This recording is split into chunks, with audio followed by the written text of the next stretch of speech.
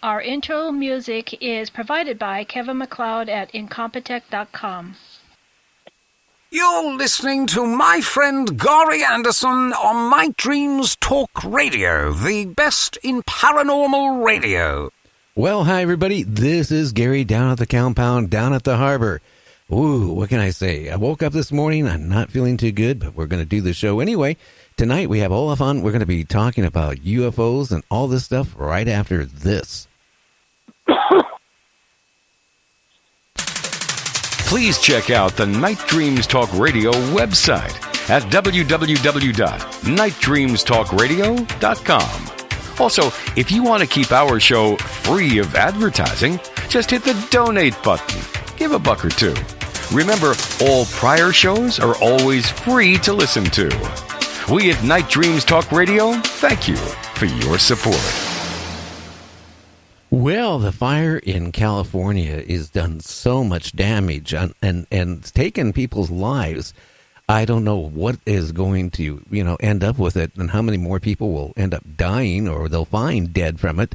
But it sounds like a retirement area was taken out and a smaller little town. Olav, how are you doing tonight, my friend?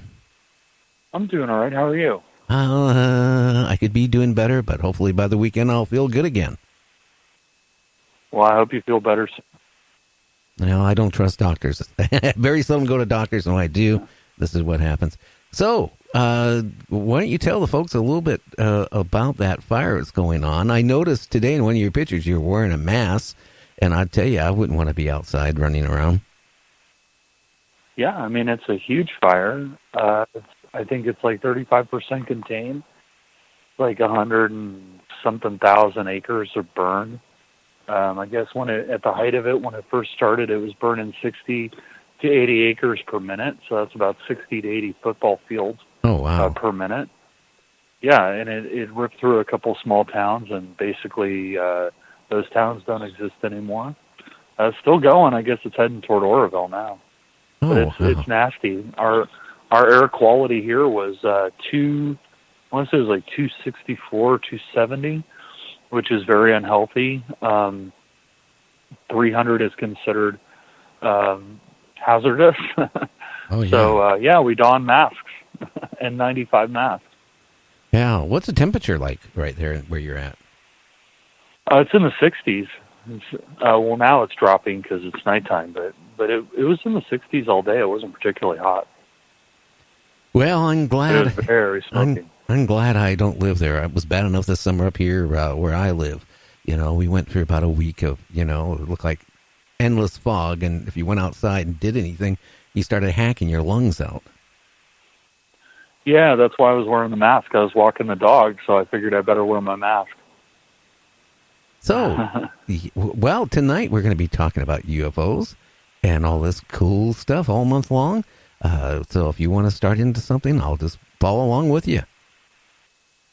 Well, one of the things that I found really interesting that happened recently was a very stunning paper that came out from the Smithsonian and Harvard University about Oumuamua, the mysterious asteroid that came through our solar system. I guess a bunch of astrophysicists and physicists got together, and they were hypothesizing that the asteroid actually had a solar sail, because there was a burst of acceleration when there shouldn't have been. Oh, and wow. I guess people have been poring over that, trying to figure it out. And they're hypothesizing that it had deployed a solar sail, which is artificial, obviously. So I found that to be quite fascinating. Ah, wow. And anything else exciting going on? I mean, how is the Space Force? I still get people messaging me all the time about the Space Force. I don't know if this one here will ever be funded, because they're talking about now the Navy doesn't even have enough money to do what they want to do to build more ships. So I don't see a Space Force being done anytime soon. I think the space. I think it's like what happens a lot of times, that there are these prognostications that are made. Somebody gets on Twitter and makes a prognostication, and then suddenly everybody's feverish about it. Oh, we're going to have a Space Force. But as far as I know, the Joint Chiefs and the Pentagon refused to fund it and said, you know what, that's not really feasible. No, not at this time. So it's largely disappeared from conversation. I mean, obviously, I think there's one already, but well, but I don't think there's going to be an official one for quite some time. Yeah, I think there's been one for a long time, and just Oh yeah. Yeah. Oh yeah. So what else? Well, that's an interesting thing about that. You were saying that you thought it had been around for a while. In our most recent issue of Paranoia, we have an article that was written by a guy named Walter Bosley, and Walter is a fantastic researcher, and he's obsessed with the Sonora Aero Club and the arrows and all this stuff, and he was pouring through the photo or the collages made by this guy Delshow, who supposedly worked on these arrows. They're the mysterious airships of 1897, and in one of them he actually found where the power source should be. He found something that looks like the bell, that Der Glocke that we talk a lot about, and it had little arrows and how it's supposed to rotate, and it actually, everything about it appeared to be the same bell that you read about in my book, or Joseph Farrell, or Igor Witowski, or whoever, Nick Cook, but it appeared to be the same thing, but powering a dirigible from like 1895. Oh, and so so he wrote a big essay on that's in the magazine, and we were talking about it, and if he's correct in his assumptions, it would appear that the Germans, the Prussians to be more precise, had access to the bell in the late 1890s or in the late 19th century. So if that's true, that the whole secret space program may have started decades before, the Germans, the Nazis had it in the 40s. Yeah. So it may go back quite some time. That's interesting too, because we've been visited a long time now. I really think that technology has been shared with our government numerous times, and ongoing, with sharing of information. But You know, it's I had a guest on the other night. It just kept saying that, UFOs and aliens are so friendly and they're lovable. They're here to save man. I had another person on that said that there was 25, ready for this, 25 million cloaked UFOs going around the earth. And it's been frustrating the last couple of weeks with some of the guests. 25 million cloaked ships, that would be quite a bit of congestion. That's quite a traffic jam. That'd be like LA, rush hour traffic. For sure. I don't know that I buy that. The research I'm doing right now for the next issue of the magazine is a reappraisal of the concept of Nibiru and the Anunnaki.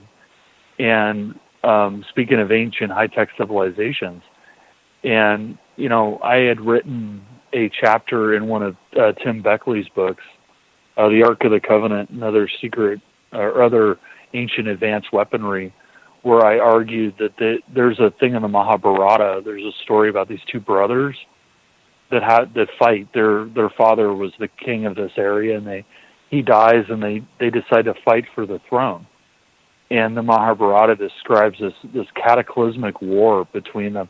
And, you got Vimanas and all these things flying around and bombing each other. And it talks about bombing each other and shooting each other and all this horrendousness. And at the very end, the one brother unleashes some sort of weapon they called it a pillar of fire that had all the energy of the universe in it. And I actually, in that book, I argued that was a kinetic energy weapon. And I hypothesized that the Black Knight, which is something that's very common in UFO literature, that the Black Knight was actually a weapons platform that had fired this kinetic energy weapon against the other brother. And so now I'm taking the notion of Nibiru and the Anunnaki and revisiting it because some of the translations may not be 100%, shall we say. So using more normalized translations to maybe make the case that those stories are the same brothers, the same time period in the war, that they're talking about, and some of the ships and things they talk about in the Sumerian text may actually relate